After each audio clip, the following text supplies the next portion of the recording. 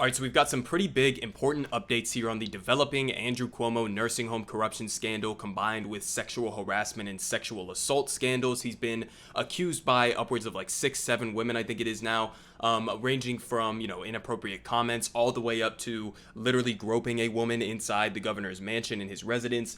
So wide range of accusations coming from the sexual assault and harassment angle, but also we've been keeping up with the nursing home corruption scandal where just a very quick reductive rundown here. Basically, Andrew Cuomo took donations from nursing home executives, made reckless decisions to send recovering COVID patients back into nursing homes, which inevitably led to the spread and deaths of excess people who didn't need to die because of his actions.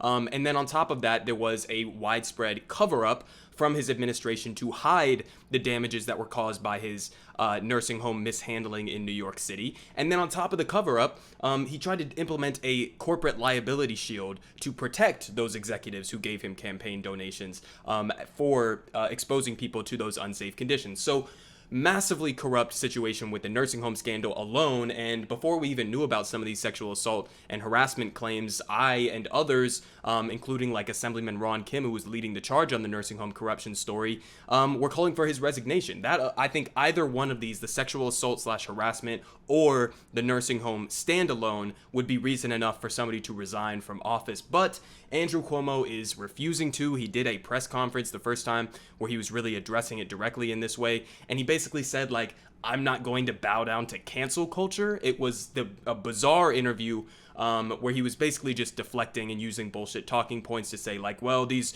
is a political witch hunt. It was very Trump-like in the way that he was handling this. And basically, what Governor Cuomo wants to happen right now is there's an investigation that's being done by the AG in New York, and he wants that investigation to drag on as long as possible so that this story kind of dies down and that he isn't facing the calls for impeachment that he has been facing. So, I mean, listen, Governor Cuomo not looking too hot, walking around. You can see walking around on his premises. Somebody took this picture holding, a beer, I guess, and wearing this blanket as he's, clearly in turmoil with what's going on right now. And that's partially because we had, in addition to the people that I covered in a previous video, like AOC and Jamal Bowman calling for his resignation, we also had Chuck Schumer and Kirsten Gillibrand, both New York senators, and now we have majority of House members. So we have a majority of the federal elected officials from New York who are calling for his resignation, as well as we saw the letter with over like 50 or 60 New York state lawmakers who were calling for his resignation. So basically the entirety of the New York elected body is losing faith in Governor Cuomo and his ability to be the governor, and is actually actively calling for his resignation. Now, where has Governor Cuomo been getting a little bit of cover? He's been getting a little bit of cover from Joe Biden and Nancy Pelosi, who said a similar thing to this. Biden says he wants to see investigation outcome when asked if Cuomo should resign. And now it's important. He was talking about the investigation specifically into the sexual harassment and assault allegations, not the nursing home corruption story, which I think has been a big problem with how the media has been talking about this and how many other people have been talking about this, is you're kind of only covering one side of the story. You're covering the sexual assault and harassment stories, which deserve attention and which are very serious allegations that would be worthy of resigning or being impeached. But on top of that, you can't leave out the nursing home corruption, because you can say you want to wait for an investigation to find out what the inevitable results of that are going to be before you cast judgment on sexual harassment or assault claims. Whereas, I think it's fair to say, even without that investigation finishing, and why people are calling for him to resign in face of those sexual assault and harassment allegations, is because this isn't anything new for Cuomo, okay? This is the type of behavior that he's kind of known for, being a bully, being abusive to colleagues, being abusive to people who work for him. This isn't out of the norm for his behavior, and so that's why I think people are making that leap and saying, well, this seems pretty credible. We have 6, 7 women coming forward accusing him of similar acts.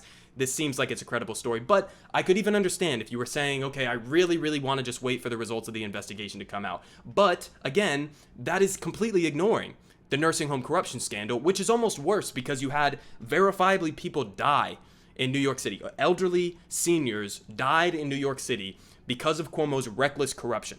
That is a huge story, and that is in and of itself worthy of impeachment or worthy of resignation, which Cuomo has said he's not going to do. So Joe Biden, Nancy Pelosi, others who are going with this tagline are conveniently leaving out the nursing home corruption side of this story and kind of giving Andrew Cuomo cover for exactly what he wants. And that's what I was saying. Andrew Cuomo wants in this situation for the investigation to drag out as long as possible so that multiple other news stories will take its place and people will kind of forget about it and the pressure dies down. That's what Governor Cuomo wants right now. That's his best case scenario. And so, he wants to distract from the nursing home corruption scandal, which is verified, by the way. Okay, there was an investigation into this. We know the results of that investigation. Okay, this was purely corruption, not just corruption, deadly corruption, not just deadly corruption, but there's deadly corruption and then a cover-up. And you shielded executives from being sued for exposing people to unsafe conditions. So that in and of itself is enough to be impeached or resigned, but they don't talk about that. And then in addition to this, we also had just another example of the type of person that Andrew Cuomo is in bullying and trying to intimidate to get people to fall in line on this issue so that they don't challenge him as all of this pressure is building. So here's a good report from Common Dreams. New York vaccine czar reportedly questioned county officials on loyalty to Cuomo. So basically what was happening, Larry Schwartz, a longtime advisor to New York Governor Andrew Cuomo and current head of the state's coronavirus vaccination efforts, has reportedly called county officials over the past 2 weeks to gauge their loyalty to the Democratic governor as he faces rapidly mounting calls to resign over a series of sexual harassment allegations. So you have the czar, who is good friends with Andrew Cuomo, and I'm going to read you his explanation here because it's complete bullshit, okay, where he's basically calling county officials up on the phone, gauging their loyalty to Andrew Cuomo, and then heavily implying like, hey, I'm the vaccine czar, so listen, if you're not going to be loyal to my buddy Cuomo, maybe you won't get some of these vaccines. Maybe I'll slow the vaccine distribution, or maybe I'll give priority to other people who do show more loyalty. That's very clearly the implication that is being had on these phone calls. Here was his explanation. Quote, the executive feared that the county supply could suffer if Schwartz was not pleased with the executive response to his questions and support about the governor. So that's what somebody who was called said. Schwartz, who was working in a volunteer capacity to run New York's vaccine distribution, acknowledged making the calls in response to an inquiry by the Post, but said he did so as a 30-year friend of Cuomo and did not discuss vaccines in the conversation. Okay, so this is what's being missing from that analysis right there. It's heavily implied, okay? The person, you can't just call somebody, right? If you're in the position as the czar of vaccine distribution in New York City, you can't just call county officials as the friend of Cuomo and ignore the fact that you're the vaccine czar. You can't just pretend as if that's not your position or as if that's not what they're going to interpret on a phone call with you. That's absolutely ridiculous. It's very clear what was happening in this situation. This is just Governor Cuomo using his institutional pressures in order to try to intimidate people into falling in line and not calling for his resignation and impeachment.